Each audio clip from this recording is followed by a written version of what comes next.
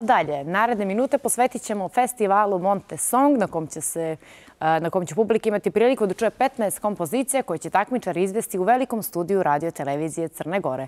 Pobjednička pjesma predstavljaće Crnu Goru na 70. izdanju Eurosonga koje će se u maju 2026.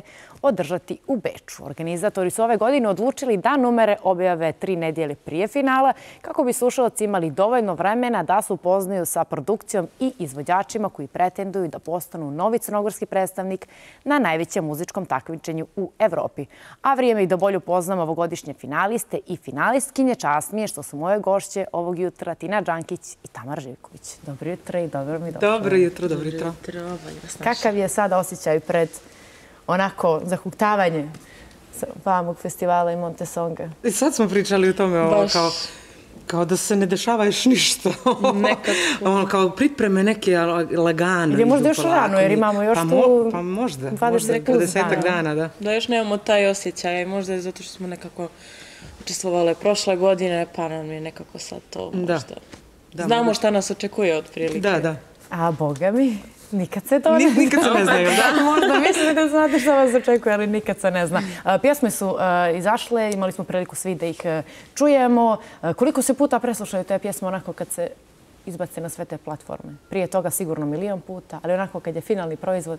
Imate li neku naviku da to ide... Ne. Ja zadnje vrijeme uopšte nisam slušala svoju pjesmu. Nekako daj da odmorim malo, da se uželim, da bi mogla kasnije, da opet doživim tu emociju istu. A ostale pjesme sam čula onog dana kad su izašle.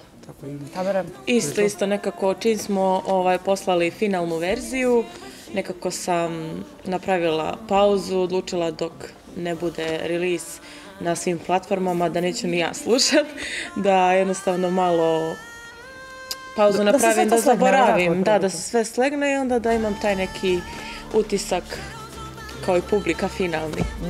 A kome prvo onako pustite pjesmu? Koga ste prvo obavijestili? Šta ste sve uradili? Ili pustili taj finalni proizvod? Evo, Tina, da čujem tebe prvo. Pa užoj familiji nisam htjela uopšte ove godine da puštam pjesmu ranije nego što sam završila. Je li to od prošle godine nauk neki? To je inače za nauk, jer uvijek misle da to može mnogo bolje. I onda neću da se nerviram i stresiram. Kao što porodice uvijek znaju. Da, oni su kritičari, onako kao da su iz ovog posla. A naravno da su to čuli suprug i djeca među prvima kad su mi poslali pjesmu, pa onda sve dalje. I što oni kažu? Jesu li bili onako kao i uvijek pozitivni komentari? Jesu li imali tu kritika od strane? A ima. Mislim, čerka starija i mlađa, oni slušaju ovaj famozni K-pop i tako dalje, stranu muziku, onda stalno misle da treba ja da izgledam i da pjevam da se prate trendovi, ili tako? I da ima, mislim, ne shvataju da im je majka u nekim godinama kad ne može baš to. Ali ovo je možda neki kompromis, dopada im se, da. Tamara, da li ti isto ovako kao ti na familiji malo kasnije, prijateljima pretpostavljam? I kod mene je ista situacija, isto oni misle kako su sa mnom, prate me od malena i onda oni se već razumiju, mogu oni da se umiješaju u sve to, ali ja se trudim nekako da ne dijelim s njima tokom procesa kako to sve ide, ali nekako jače od mene bude, jer nekako, pogotovo s majkom, dijelim odmah sve. Ona je prva koja ima sve informacije i onda trudim se, radimo na tome da zadrži malo, da sačeka, da zadrži mišljenje za sebe, da se ne razumije ipak toliko. Tako da, eto, ali naravno isto sam moji su prvi koji su čuli pjesmu, tačnije prvo sestra, uvijek prvo sestra, pa onda... Doba sestra može i prokomentarisati s obzirom na to. Sestra se, također bavi pjevanjem, tako da od nje mi je nekako i najbitnije mišljenje što se porodice tiče. Od nje je okej čuti i kritiku ili tako, nije to toliko strašno. E sad, prvi put kad sam čula pjesmu jednu i drugu, onako na prvi utisak energične pjesme. Da. Imaju taj neki ton i jedna i druga imaju dio engleskog i našeg. Taj miks čini mi se da je dobar i da dobro prolazi. E sad, ne znam da li ste sad razmišljali o tome i da je dobro i da dobro prolazi ili se vama generalno ovako i sviđa?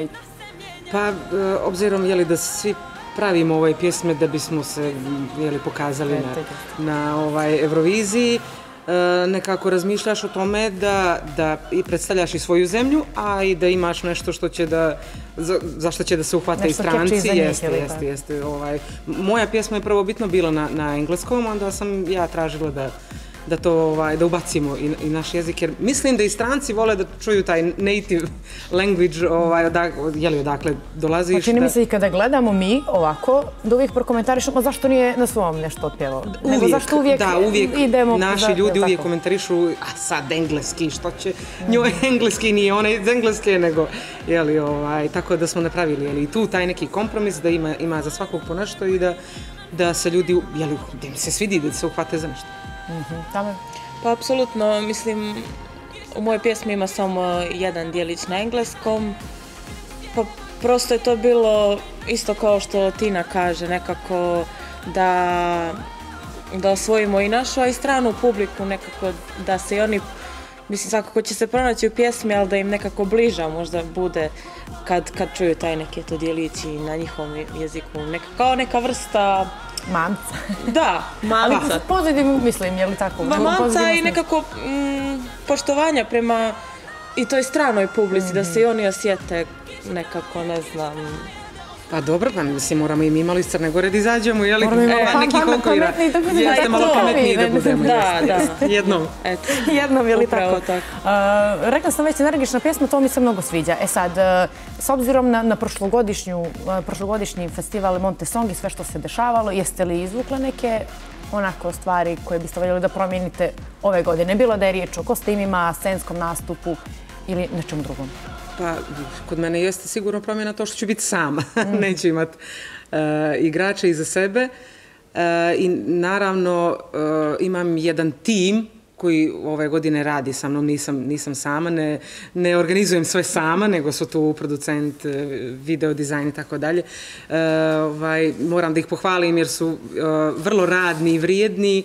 Uključit ćemo malo i moju dobru i milu koleginicu Mariju Božović da nam pomogne opet oko nekih scenskih stvari i tako dalje, jer je vrlo kreativna. Naravno.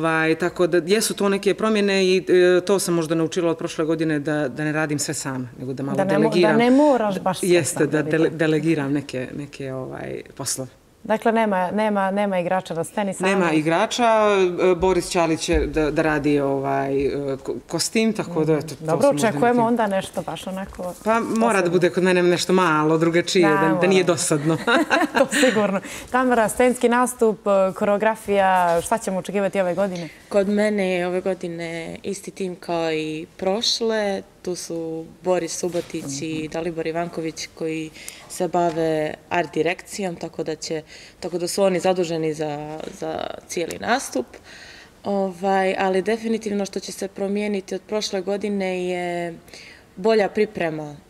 Nekako, zato što sam ja bila u rezervi prošle godine i stvarno je sve bilo onako, baš smo jedva stigli sve da isplaniramo i onda nismo mogli da se pripremimo toliko oko scenskog nastupa, da ta koreografija bude na vrijeme navježbana, da bude kostim spreman, nismo imali probe kostima, pa je malo onako na nastupu bilo povuci, potegni, hoću li past preko onog tila ili neću, ali tako da je to... Hoće li biti poguban let? Hoće li biti poguban, bukvalno je tako bilo. Ali su odlično izgledali svakako, se to nije uopšte vidjelo. Prošle godine stvarno svaki scenski nastup, eto imali smo priliku iz tog backstage-a da pratimo, sve nekako izgledalo. Ne znam kako će to biti, kako ćemo nadmašiti ove godine, ali sam sigurna da hoćemo. Ja mislim da hoćemo jer ima dosta ovih mlađih koji jako vode računa o tim stvarima, tako da mislim da će, vidi se to i po produkciji, po pjesmama, po svemu. Pa dobro, definitivno kada gledamo i tu Euroviziju vidimo koliko su u stvari ulažu u taj scenski nastup, koliko upravo nekada čak i on bude najinteresantniji publici da se za to uhvati, iako pjesme možda i nisu toliko. Tako je, potrude se oko toga, da. Šta je najzanimljivije u cijelom tom procesu onako bilo? Nakon što si završio prošlogodišnji Monte Song, jeste li već počeli u neko razmišljanje šta dalje u tom dijelu? Zašto ste odlučili ove godine da... Pa ja iskreno nisam uopšte mislila da ću opet da se prijavljujem, ali kako sam... Kontaktirali su me razni ljudi iz cijelog svijeta i slali razne numere. Međutim, gospodin Dave Hutchinson me pronašao preko jednog mog prijatelja iz Podgorice i pitao me da li želim, ima neke pjesme da ponudi i tako dalje, i oni pošalju 7-8 pjesama i ti biraš šta ti se sviđa. I kad sam čula Shadows, mislim, to je bilo to. Mislila sam da je to ta pjesma, ona će da ide na Euroviziju i to je to. I zato sam svi prijavili. Znači, da nije bilo neke interesantne pjesme, vjerojatno ne bih. A dobro, čini mi se da jeste ta dobra pjesma i to na prvu, ako ti se nešto dopadne, ako se tebi prije svega to sviđa, to mora da izađe i na takav način i kod publike. Pa, valjda je to nekakav recept. Jesi li ti da otprilike planirala, znala koliko se i tebi možda život promijenio, hajde sad kažemo promijenio, karijera krenula možda na bolje nakon Montesonga. Opet je to platforma gdje se svi mladi mogu predstaviti na jedan drugačiji način, čak i ako se ne ode na tu famoznu Euroviziju, opet ostaje nešto za vama. Jeste, opet mi je bila baš odskočna daska, ali baš sam Tini rekla, ja uopšte nisam planirala ove godine da se prijavim, međutim na Borisovu inicijativu uspio je da me nagovori, uvijek uspije on nekako da dopre do mene, tako da sam pristala, rekao evo još ove godine i nećemo više baš dogovoreno, tako da eto. Vidjet ćemo ove godine kako će biti. Dobro, ako ne bude i ove, ima ta treća sreća. Ja ne bih isključivala to neke. Prošle godine je stvarno bilo sjajna atmosfera i među svim finalistima, nećemo nazvati takmičarima, to mi je nekako kao da se sad... Da. Ali shvatate što hoću da kažem. Da li očekujete da će tako biti ove godine nekako? Jeste li već se polako uvezali ili sad kreću te intenzivnija možda druženja? Nismo se još sastajali. Nismo se još, mislim, kod Tor, ja sam i u Beograd, najčešće Tina u Podgorici i onda nekako svi smo na sve strane. Na sve strane, da. I još nekoliko njih je u Beogradu. Uglavnom sa Lukom Radovićem sam u komunikaciji, jer tako će biti i do kraja i mislim da ćemo da napravimo atmosferu nas dvoje u backstage. Ja jedva čekam. Ja obožavam i Luku i Tinu. Na prvu smo se kliknuli i na prvu sam rekla da je obožavam, pogotovo mislim kako pjeva nemam. Tako da mislim da će s njima biti, neće sigurno dosadno biti, to je sigurno. Pa ne vjerujem, ne bi trebalo. Ja sam baš srećna zbog toga. Ima dosta i ekipa od prošle godine. Da, Đurđa je tu. Đurđa, Luka, Barijak, Luka, ali imamo i nove mlade nade, ako tako mogu kažem da se niko ne uvrijedi. Kako gledate na tako nove talente koje dobijamo? Vidjeli su kako je to bilo prošle godine? Dopalo im se? Ma dopalo sigurno. Puni su samopouzdanja. Meni je to strašno interesantno da izgledaju kao da su već 20 godina na sceni. Đorđa znam, Đorđa Savkovića koji je znam u majku, znam u porodicu, tako da bit će to jedno veselo, lijepo društvo. Ja ne sumnjam da ćemo se lijepo družiti. Reci Tamar. Ništa, meni je samo drago što imamo nove nade, mlade ljude koji žele da nekako dopru do nekog uspjeha, pritom znajući koliko je to teško kod nas, tako da mi je drago da imamo još više muzičara, jer ima nas dosta, samo eto. Dobro, ja mislim da je dobro imati to samopouzdanje. Sad u određenim granicama, ajde tako da kažem, moramo da podvučemo taj dio definitivno, jer danas mladi ljudi, imaju dosta i platformi da se prikažu mnogo bolje nego što je to Tina bilo prije 20 godina, internet i razne stvari. Ja ne umijem da radim te neke stvari koje oni umiju. Njima je to nekako prirodno, Instagram za nju isto, mislim... Pa, ja sam sad generacija... Nisi. Znate vi dobro da radite taj posao, ja sam za to onako baš... A gledate li komentare ispod pjesama? Ja sam onako malo pogledala i za jednu i za drugu, s obzirom da ste vi naše prve onako gošće s kojima počinjemo predstavljanje finalista. Mnogi pišu, obje pjesme su pobjedničke. Je li to lijepo onako čuti, vidjeti, ako ništa? Dobri su komentari. Ja ih nemam ni previše, nemam previše ni lajkova kao ni prošle godine, a ni komentara, ali to što